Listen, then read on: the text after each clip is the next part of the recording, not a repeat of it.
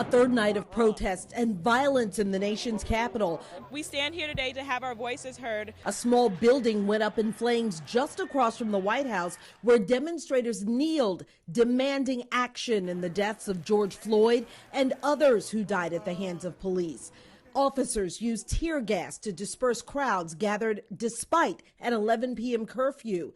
The National Guard, U.S. Marshals, and drug enforcement agents called in to help. We recognize that people are frustrated and mad, but tearing up our beautiful city is not the way to bring attention to what is a righteous cause.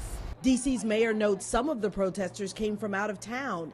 NBC News confirms that President Trump was briefly rushed to an underground bunker as protesters tried to climb over barriers outside the White House Friday.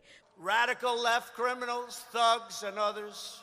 We've also learned the president rejected advice from insiders and Republican lawmakers to tone down divisive language and empathize with peaceful protesters. It's about justice, man. If you have any mercy in your heart, when someone hurts, you have to feel it.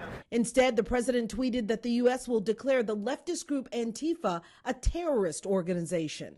We can't have these Antifa militant radicals who are traveling across state lines using military tactics to attack our cities. Constitutional experts question whether the federal government has the authority to label a domestic group as terrorists for practicing their First Amendment rights to free speech.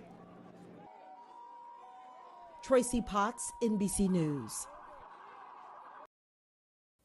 And some of those insiders telling the president that his rhetoric could come back to haunt him at the polls in November, that he may be alienating suburban women voters and moderates. Tracy Potts, NBC News.